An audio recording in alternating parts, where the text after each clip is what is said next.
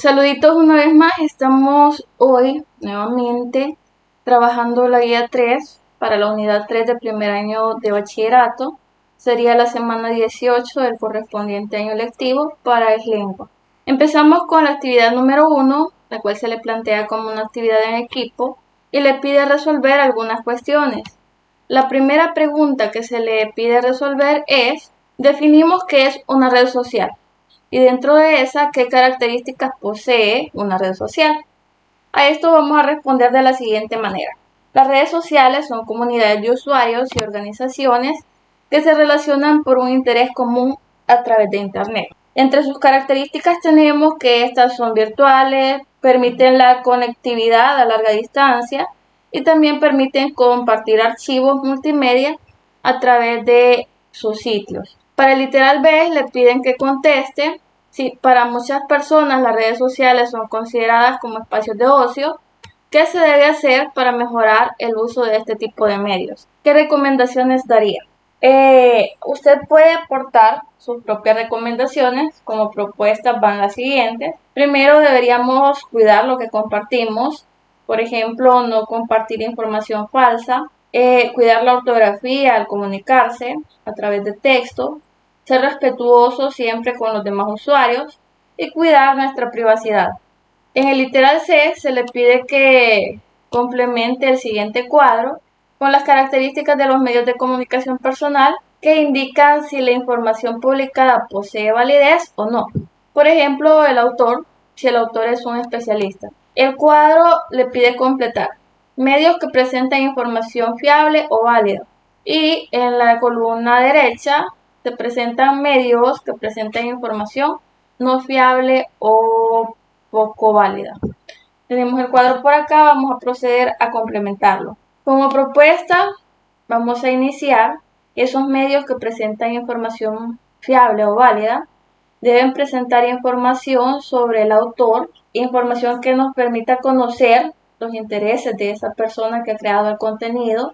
Y con respecto a los medios que presentan información no fiable o no válida, estos obviamente no presentan información sobre el autor que creó el contenido. No podemos saber acerca de sus intereses personales con relación a lo escrito. Para el siguiente cuadro, generalmente los medios que poseen información fiable o válida no poseen mucha publicidad, ya que su interés es comunicar o transmitir conocimiento, no publicitarse.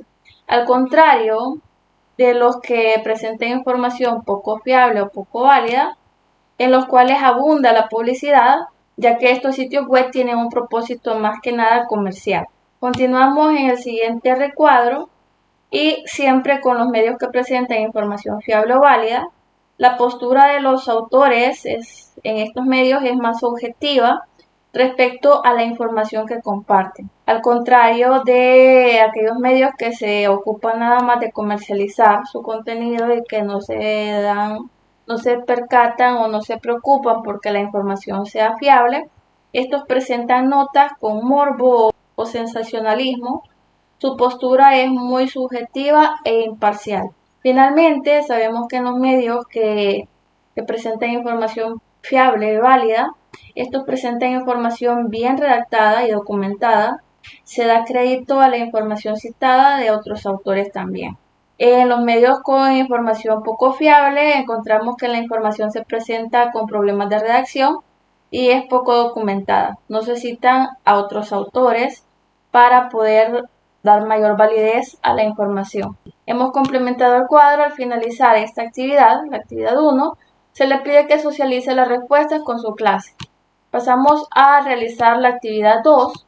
En la actividad 2 se le pide leer la información referida a las redes sociales. De las redes sociales se nos dice que tomaron relevancia en el siglo XXI debido a que revolucionaron la forma de interactuar en Internet. Esto motivó a muchos políticos, figuras públicas y empresas a crear cuentas o perfiles que les permitan comunicarse con sus seguidores. La rapidez y el alcance que puede tener un mensaje o publicación en las redes sociales convirtieron a estos medios en uno de los espacios de intercambio de información más importantes de la actualidad. Entre estas plataformas o redes sociales tenemos las más utilizadas, que son Facebook, Twitter y YouTube. Con respecto a Facebook, se nos dice que es una red social donde los usuarios pueden compartir pensamientos y opiniones, pero también pueden compartir archivos multimedia, entre los cuales podemos mencionar videos, músicas y fotos. Además, permite comentar publicaciones de otros usuarios y posibilita el debate y las opiniones.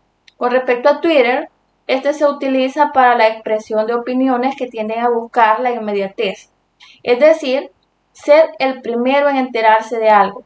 Posee un espacio limitado de 140 caracteres, permite compartir archivos multimedia y se presta mucho para el intercambio de puntos de vista.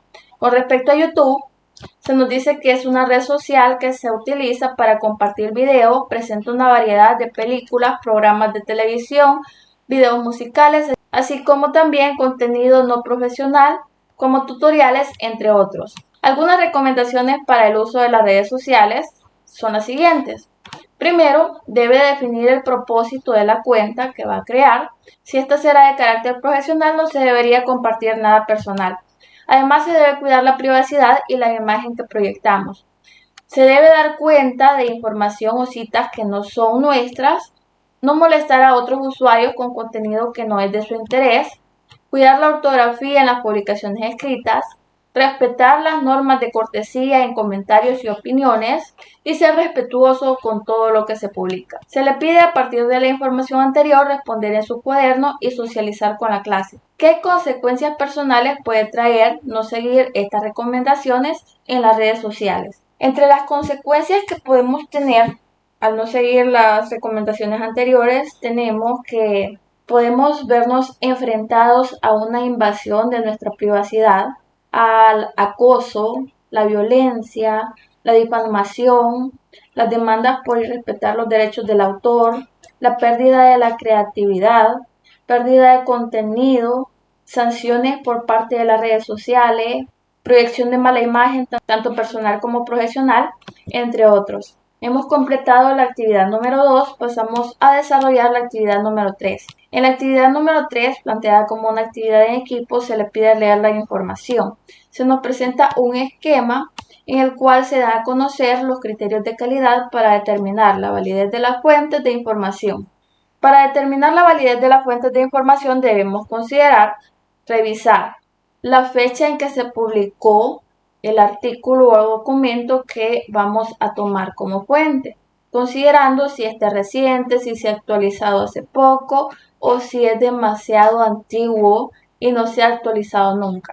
Además, se debe considerar si la URL o dirección electrónica es edu, referida a educación, go, del gobierno, o de alguna universidad o institución con prestigio académico o científico. También debemos considerar si el sitio contiene imágenes que respaldan la información, si el autor está mencionado, si está citado, si hay un autor, si la información está bien redactada, si presenta información ampliada sobre el tema y si el diseño es atractivo visualmente. Luego de lo anterior se le pide que busque en Internet diferentes sitios web y aplique los criterios de validez de la información y que escriba los nombres de los sitios web clasificándolos entre aquellos que tienen información confiable y los que tienen información no confiable. Se nos presenta un ejemplo como unesdoc y buenastareas.com. Nosotros vamos a agregar en este punto, vamos a agregar ARDI, vamos a agregar PubMed, también podemos agregar la librería virtual de UES de la Universidad de El Salvador, Latindex y otros. Luego, dentro de los que tienen información no fiable, podemos agregar Wikipedia, podemos agregar Brainly y podemos agregar también Script. Dentro de los criterios que seguimos para clasificar los sitios que encontramos están que en los que colocamos en información no fiable son alimentados por el usuario que no siempre, casi nunca más bien, es un especialista en los temas que se tratan en los documentos que comparten. En cambio, en los sitios que comparten información confiable, se menciona a los autores, son especialistas y cada sitio se respalda por una entidad con prestigio académico o científico. Luego de lo anterior, se le pide resolver en el cuaderno lo siguiente. En el literal A, seleccionamos un sitio web del cuadro anterior y explicamos cómo se aplicaron los criterios de validez de la información.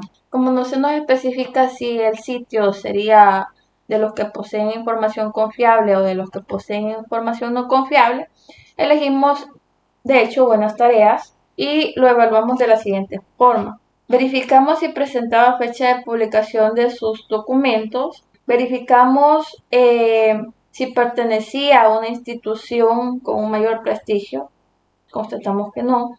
En algunos casos sabemos que respaldan la información con recursos visuales, pero incumplen el aspecto más importante, que es que los autores no son especialistas en los temas que tratan sus documentos, ya que los autores de los documentos que se comparten o de la información que se comparten suelen ser los mismos usuarios de la plataforma, que sabemos que no son especialistas en los temas que se abordan.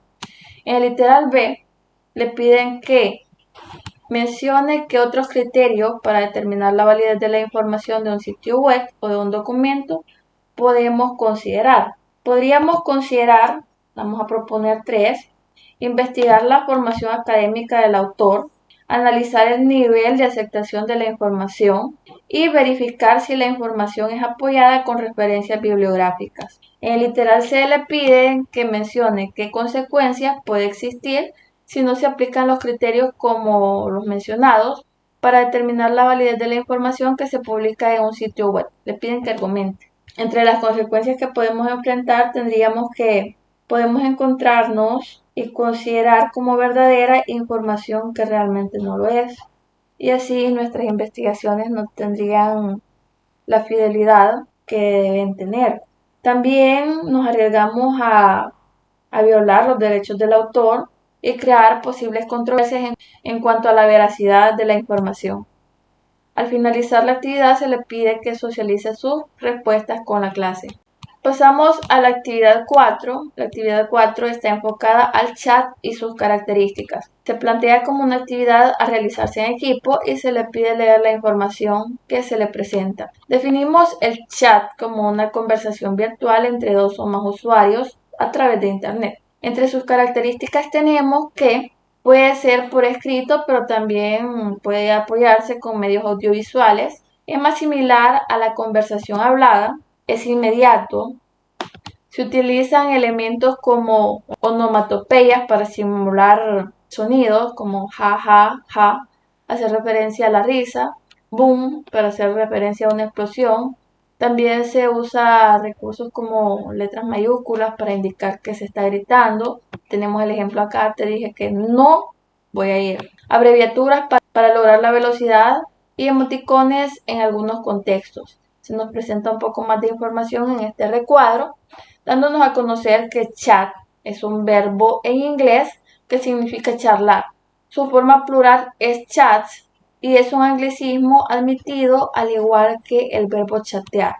Tenemos las ventajas y desventajas de los chats. Entre las ventajas tenemos que permite la comunicación a larga distancia, nos permite también una comunicación inmediata, rápida, permite compartir grandes cantidades de archivos multimedia, imágenes, videos, audios, permite la socialización con otras personas con un interés común y nos permite sostener conversaciones con varias personas al mismo tiempo, por ejemplo a través de los grupos. Tenemos algunas desventajas de los chats, como que no se pueden observar los elementos como los gestos y la entonación, pero esto lo apoyamos con los emoticones que nos ayudan a dar emoción y a definir de una mejor manera qué queremos decir y qué emoción queremos transmitir. Otra desventaja es que la información privada y personal están expuestas al robo, como las cuentas de banco. Y utilizarlas por demasiado tiempo afecta la interacción con el mundo. Mantener varias conversaciones a la vez puede ser estresante.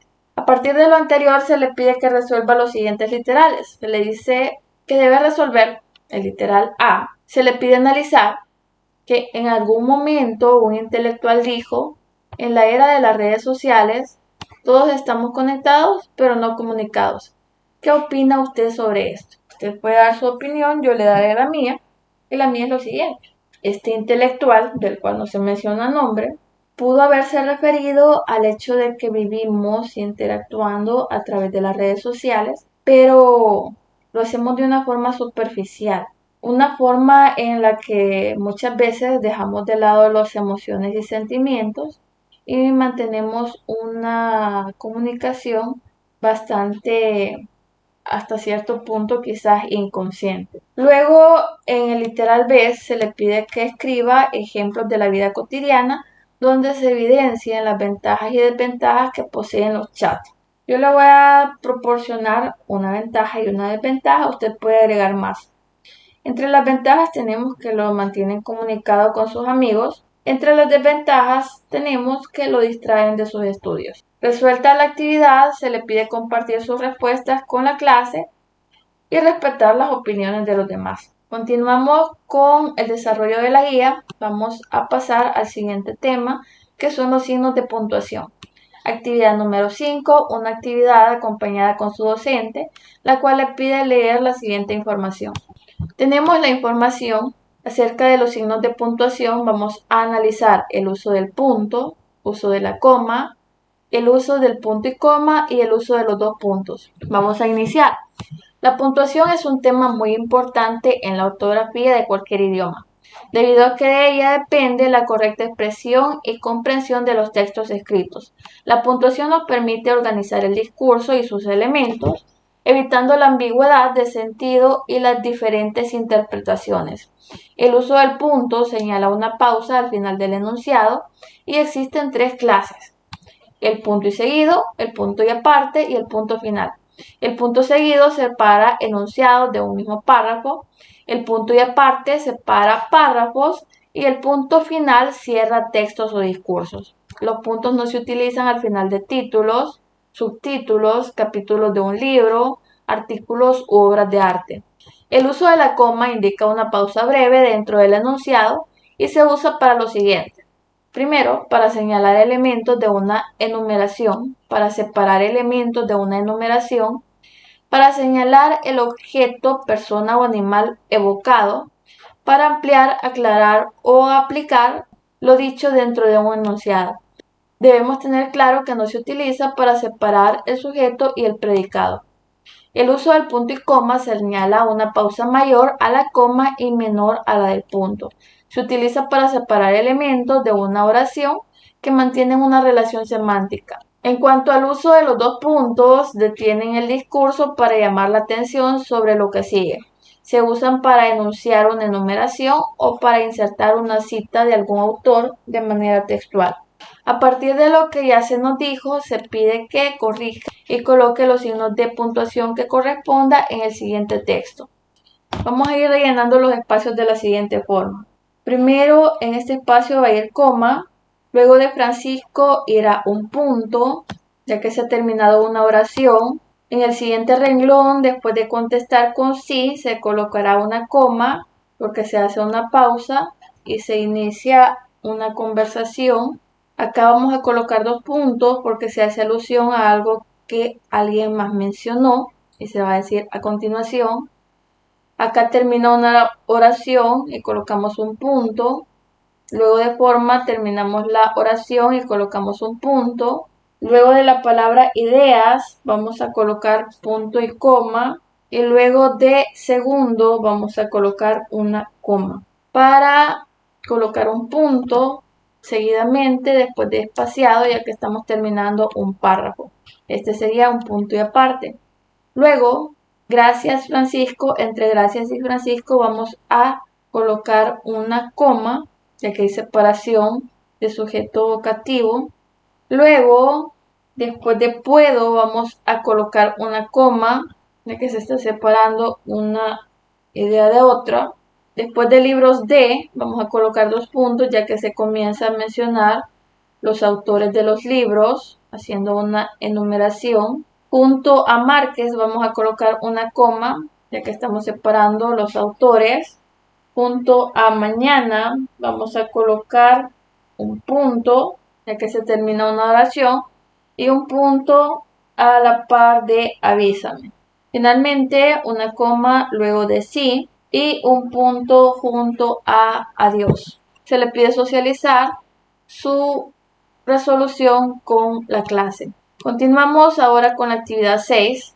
definida como una actividad en pares, se le pide leer la información. Se le presentan dos anuncios. Tenemos por acá el anuncio del Rincón del Vago, en el cual vemos que tenemos mucha publicidad, tenemos mucha posibilidad de interacción, tenemos más y más anuncios y tenemos por otro lado el sitio web de la Universidad AFIT, el cual se respalda con el nombre de la universidad, la ubicación, la dirección exacta de la misma. Se plantea una filosofía de la revista que se comenta, que se presenta en la base, en la plataforma. Tenemos acá otros enlaces a los cuales podemos acceder a información de la revista. Se nos presenta la información bien organizada y bien redactada. Analizadas las imágenes, vamos a revisar qué se nos pide hacer. Se le pide resolver en su cuaderno las siguientes preguntas. En el literal A, debe responder qué diferencia existe entre un sitio web y el otro. Prácticamente ya comentábamos, el primer sitio web se ve mucha publicidad, ya que seguramente el sitio está enfocado más a lo comercial que a verificar el contenido que comparten, el conocimiento que comparten. Vemos anuncios por acá. Este anuncio que no tiene nada que ver con la información, la facilidad de interacción en las redes sociales. En cambio, en el sitio de la universidad vemos que no hay prácticamente anuncios comerciales, hay mucho acceso a la información de la revista que comparte sus artículos a través de esta plataforma. Se respalda con el nombre de la universidad, se comenta la dirección exacta de la universidad, se presenta información bien redactada y bien ordenada. En el literal B se le pide que dé a conocer qué sitio le parece más fiable y por qué.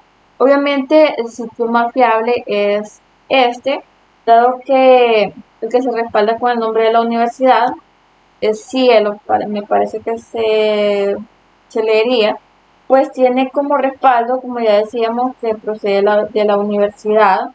Además, da a conocer datos de la página, da la posibilidad de interactuar con la información acerca de la página y presenta información que según el momento en que se verificó este sitio, había sido actualizada recientemente. Luego, en el literal C se le pide que mencione los sitios web nacionales o internacionales que no presentan información confiable. Entre los sitios web que podemos mencionar tenemos Wikipedia, Buenas Tareas, Yahoo Respuesta, Brainly, entre otros. En el literal D se le pide que responda por qué es importante validar la información de un sitio web. Se le pide que explique con ejemplos. Es importante validar la información de un sitio web porque de lo contrario nos exponemos a acceder a información no verídica. Podemos llegar a ser sancionados incluso por derechos del autor, entre otros problemas que podemos enfrentar, ya que nuestra información no será verídica, nuestras tareas tampoco lo serán y nuestras investigaciones menos. Finalmente, se le pide socializar las respuestas con su clase y se le presenta una actividad para realizar en casa. Se le pide que investigue qué es un mapa conceptual y cuáles son sus funciones. Así hemos desarrollado la guía correspondiente a la semana 8, semana 3 de la unidad 3 para el lengua de primer año de bachillerato. Recordándole siempre que si no se ha suscrito al canal, por favor se suscriba, te lo agradeceré mucho, infinitamente. Y si puede recomendar mis videos con algún amigo, con algún compañero o tal vez con su docente, también se lo voy a agradecer. Espero les sirva la información que le he compartido y que le compartí anteriormente y que les seguiré compartiendo. Muchas bendiciones para todos.